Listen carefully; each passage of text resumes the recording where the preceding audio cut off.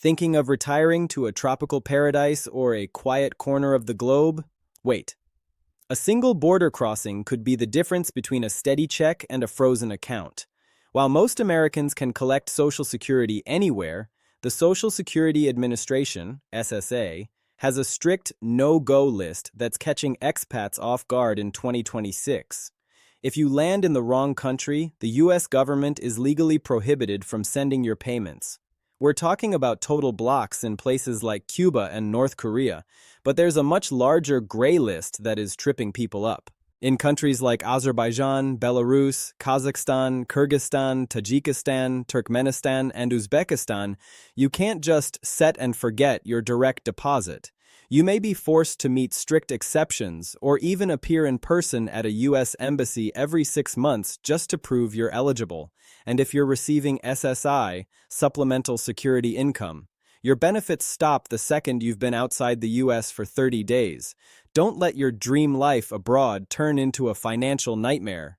In this video, we're breaking down the exact countries on the restricted list, the new 2026 reporting requirements, and the one form you must file to keep your money flowing. Don't lose the benefits you earned over a lifetime of work. Think this info is vital for fellow travelers? Smash that like button to help us warn more Americans abroad. Now that we've laid out the high stakes, we need to dive deep into the specific legal landscape that governs your money the second you step onto an airplane.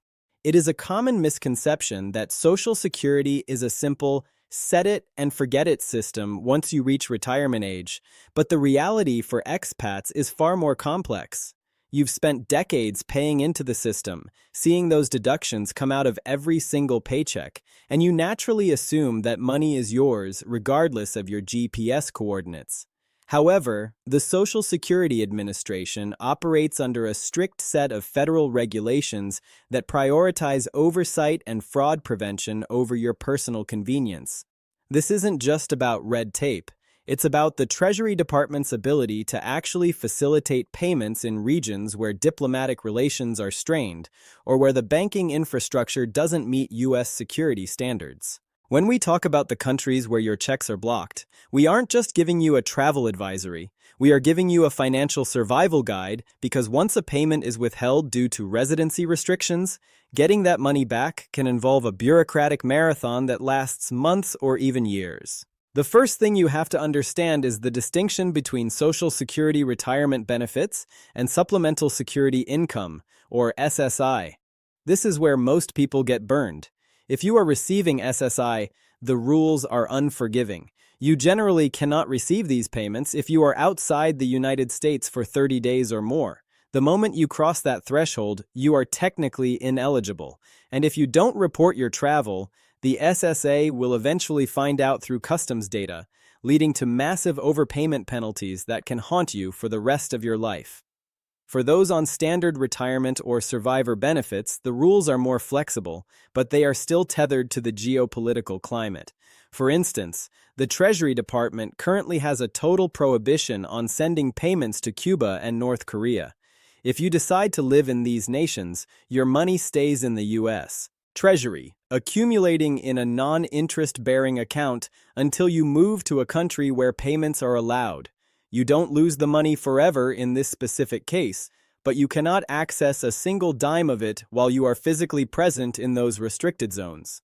It is a total financial blackout that can leave an unsuspecting retiree completely stranded without a safety net. Moving beyond the total bans, we enter the territory of the Social Security restricted countries, which includes several former Soviet republics.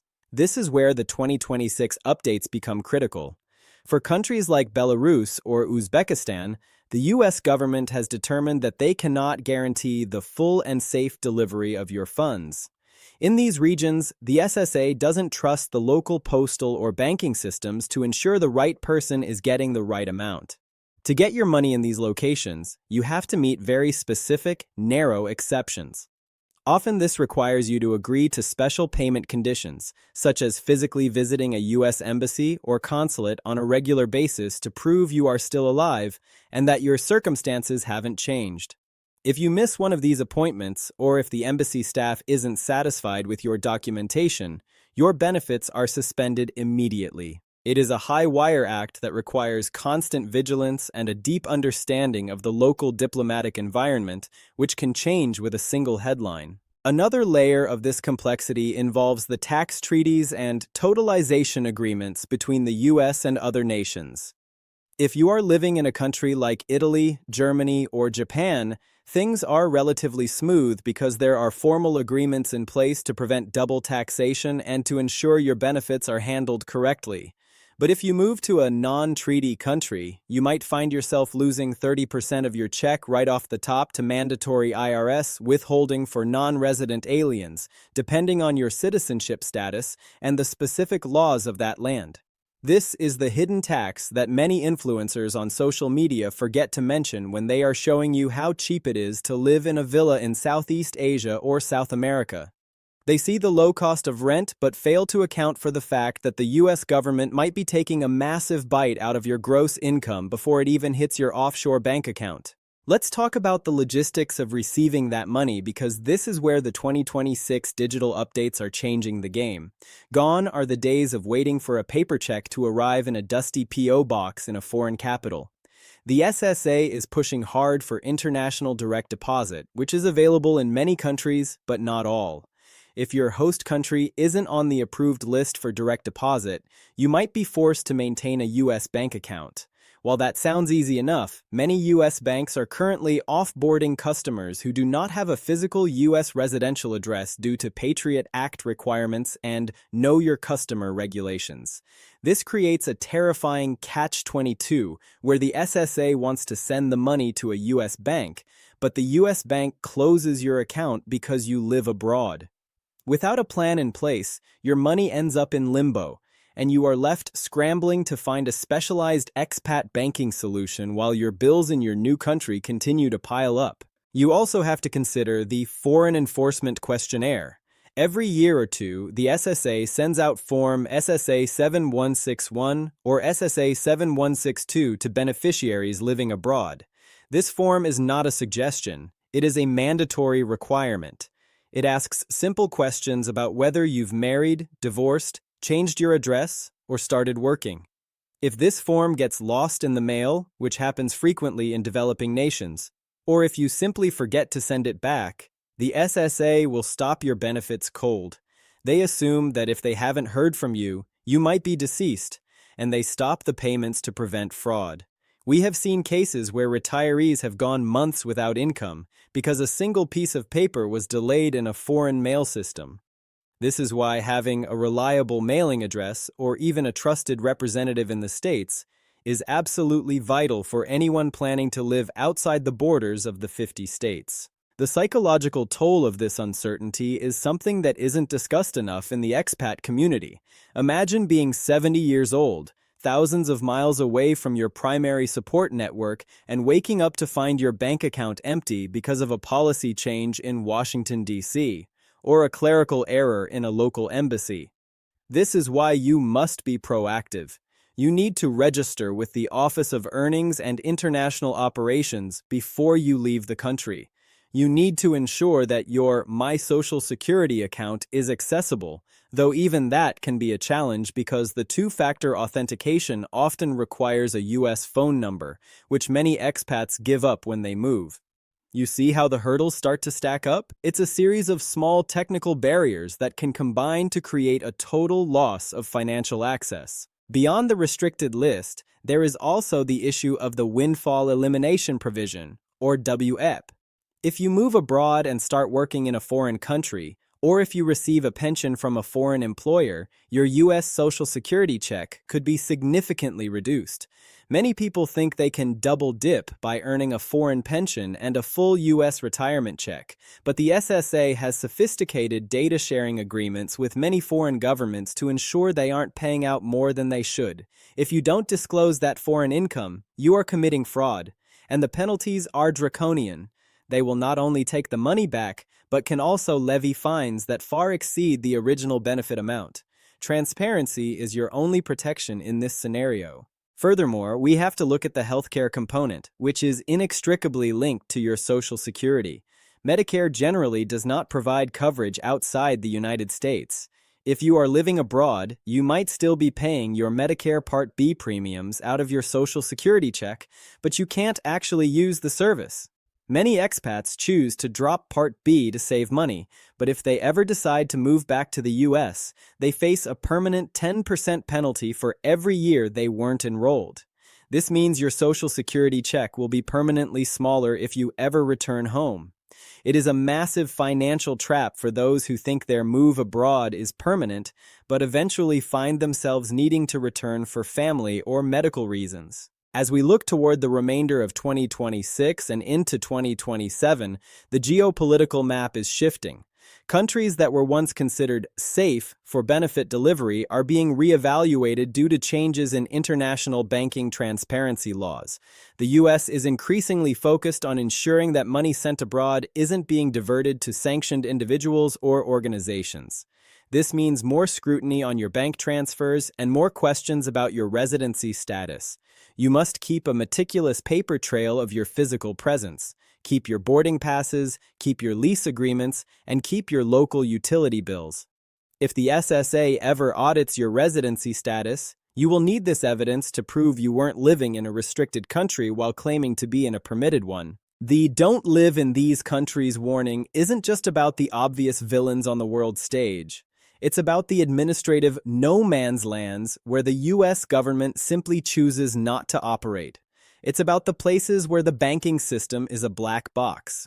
If you are eyeing a country with a high level of corruption or a history of financial instability, you are taking a massive risk with your primary source of income. Even if a country isn't officially on the blocked list today, it could be added tomorrow. We saw this with the sudden shifts in Eastern Europe. What was a stable retirement destination one year became a logistics nightmare the next. You need a plan B that involves a secondary way to access your funds or a backup location where you can move quickly if the rules change. Ultimately, the goal of this video is to empower you to live your best life abroad without the constant fear of a financial freeze. Knowledge is your best defense against the bureaucracy of the SSA. By understanding the why behind these restrictions, whether it's Treasury Department sanctions, anti-fraud measures, or banking limitations, you can navigate the system instead of being crushed by it. You worked too hard for this money to let it get hung up in a government office because you didn't know about a specific filing requirement or a restricted zip code. Stay informed, stay compliant, and most importantly, stay vigilant about your status as a global citizen. The rules are changing, but with the right preparation, your retirement can remain the adventure you always dreamed it would be, rather than a cautionary tale for those back home. In the coming months, we will be monitoring the SSA's annual reports very closely for any new additions to the restricted list. There are currently several nations in Southeast Asia and Africa that are under review due to new anti-money laundering standards. If these countries fail to meet the new U.S. criteria, they could be added to the list of places where you can't receive direct deposit. This would mean thousands of Americans would suddenly have to find new ways to get their money. We will be here to break those updates down as they happen. You have to remember that the SSA is a massive, slow-moving ship, and by the time they send you a physical letter about a change, it might already be too late to adjust your plans. You need to be ahead of the curve, anticipating the shifts in policy before they impact your lifestyle. Think about the impact of inflation and currency exchange rates on your Social Security as well.